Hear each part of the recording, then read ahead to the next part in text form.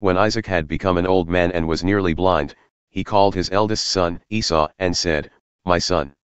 "Yes, father." "I'm an old man," he said, "I might die any day now.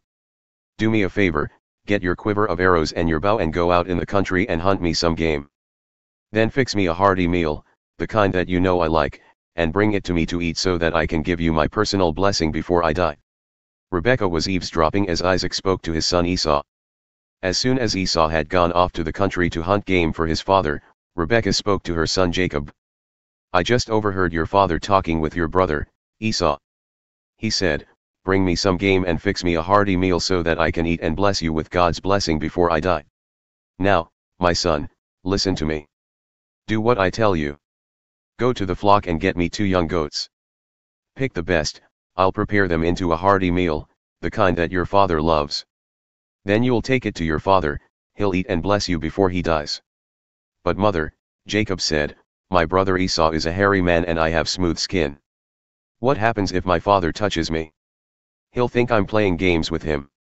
I'll bring down a curse on myself instead of a blessing." "If it comes to that," said his mother, "I'll take the curse on myself. Now, just do what I say. Go and get the goats."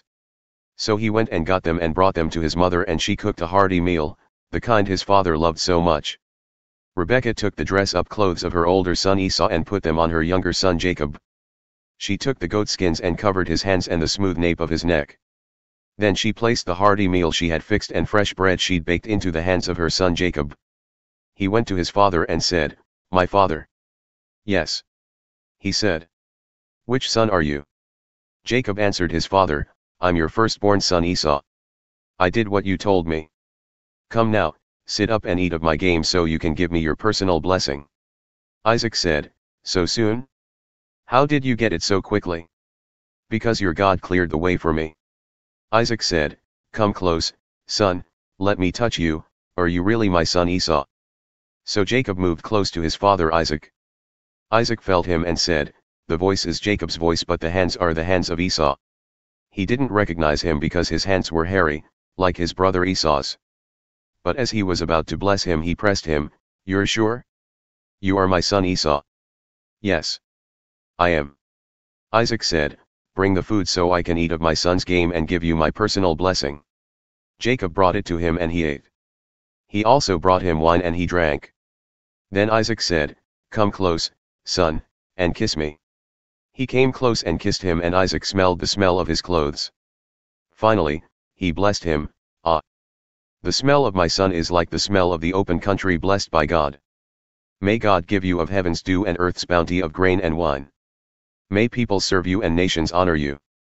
You will master your brothers, and your mother's sons will honor you. Those who curse you will be cursed, those who bless you will be blessed."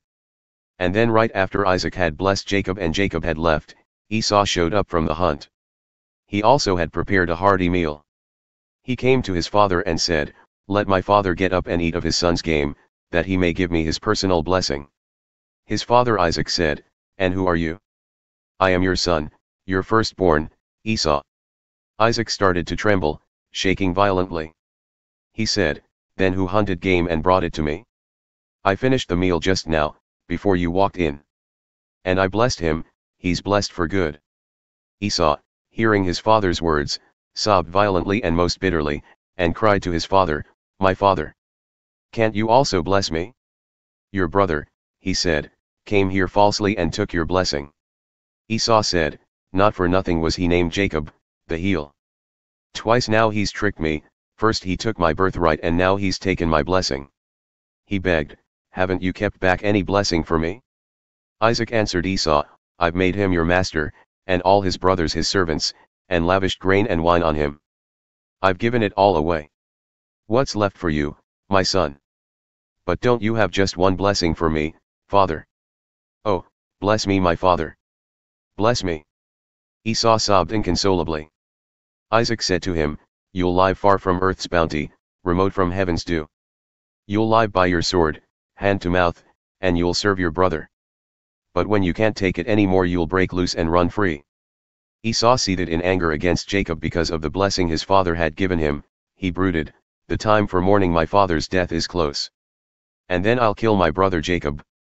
When these words of her older son Esau were reported to Rebekah, she called her younger son Jacob and said, "Your brother Esau is plotting vengeance against you. He's going to kill you. Son, listen to me. Get out of here. Run for your life to Haran, to my brother Laban. Live with him for a while until your brother cools down, until his anger subsides and he forgets what you did to him. I'll then send for you and bring you back. Why should I lose both of you the same day?" Rebekah spoke to Isaac, "I'm sick to death of these Hittite women. If Jacob also marries a native Hittite woman, why live?" So Isaac called in Jacob and blessed him. Then he ordered him, "Don't take a Canaanite wife. Leave at once. Go to Paddan Aram to the family of your mother's father, Bethuel. Get a wife for yourself from the daughters of your uncle Laban. And may the strong God bless you and give you many, many children, a congregation of peoples, and pass on the blessing of Abraham to you and your descendants so that you will get this land in which you live, this land God gave Abraham." So Isaac sent Jacob off. He went to Paddan Aram, to Laban son of Bethuel the Aramean, the brother of Rebekah who was the mother of Jacob and Esau. Esau learned that Isaac had blessed Jacob and sent him to Paddan Aram to get a wife there, and while blessing him commanded, "Don't marry a Canaanite woman," and that Jacob had obeyed his parents and gone to Paddan Aram. When Esau realized how deeply his father Isaac disliked the Canaanite women, he went to Ishmael and married Mahalath the sister of Nebaioth and daughter of Ishmael, Abraham's son. This was in addition to the wives he already had. Jacob left Beersheba and went to Haran. He came to a certain place and camped for the night since the sun had set. He took one of the stones there, set it under his head and lay down to sleep. And he dreamed, a stairway was set on the ground and it reached all the way to the sky, angels of God were going up and going down on it. Then God was right before him, saying, "I am God, the God of Abraham your father and the God of Isaac. I'm giving the ground on which you are sleeping to you and to your descendants. Your descendants will be as the dust of the earth, they'll stretch from west to east and from north to south. All the families of the earth will bless themselves in you and your descendants. Yes. I'll stay with you, I'll protect you wherever you go, and I'll bring you back to this very ground. I'll stick with you until I've done everything I promised you." Jacob woke up from his sleep. He said, "God is in this place, truly. And I didn't even know it." He was terrified. He whispered in awe, "Incredible. Wonderful. Holy. This is God's house. This is the gate of heaven." Jacob was up first thing in the morning. He took the stone he had used for his pillow and stood it up as a memorial pillar and poured oil over it. He christened the place Bethel, God's house. The name of the town had been Luz until then.